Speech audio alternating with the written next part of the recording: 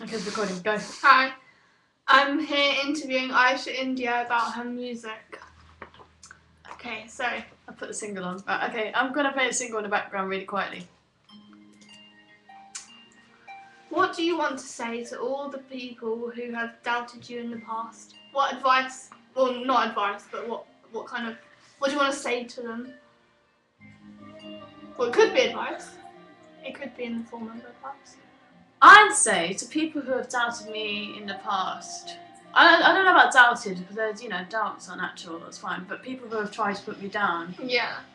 I'd say try and focus on your life more rather than trying to focus on mine, because at the end of the day it's about your own life as opposed to how my life goes. You can't dictate how my life's going to go. I have nothing against anybody, but that's the only thing I can say, that you need to stop investing time in other people's lives and invest more time into yours, otherwise you're going to sort of drift away from your own life, and by the time you feel like you want to return to your own life, you won't know what you want to do with your life. So I suppose that's all I can say. It's quite a tricky question. Okay. What is your best piece of advice that you would give to someone who has suffered from low self-confidence for a long time? Good thing. Well, everyone in my eyes is born like an undercover rock star. Everyone has talents. Everyone has the potential to be a superstar, whether it's fame or whether it's just simple things in life. My advice is that it depends on low self-confidence. If it's your looks, for example, I have my skin condition, which does bring me down quite a fair amount, but I work with what I've got. Right now I've put on earrings, I've got a nice top on, I've done my hair. So you'd say take advantage of what you have got rather than... Don't look at what you haven't got, because I haven't got clear, flawless skin like most of these celebrity pop stars. I won't be able to wear makeup and look perfect. It will never happen. And coming to terms with that is hard. But if you're having problems with your looks, make the most of what you've got, because everyone is born beautiful.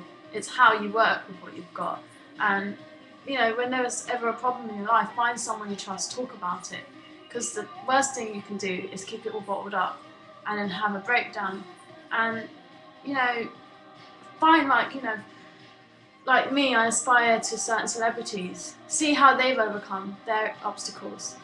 And like, for example, my inspiration is Gaga, and whenever I feel down, I look at her videos or I look at her biography and I think, if she can do it, so can I. And don't let anything, like no afflictions, get to you, because everyone's capable of everything. I mean, with my condition and all, going on stage is a hard process, especially with all the lighting and that, and it's going to make me I'm not going to look the best, with all the lighting affecting my skin, but it's about showing what you really are. Be yourself, because the most beautiful quality about someone is being themselves. So yeah, I mean, that's all I can really say on that. It's quite hard to kind of narrow it down, but yeah. That's good. How did you get into music in the first place? Getting into music was something that I was born with, I suppose. I didn't really... Well, every teenager nowadays likes listening to music, but you obviously make your own music as well.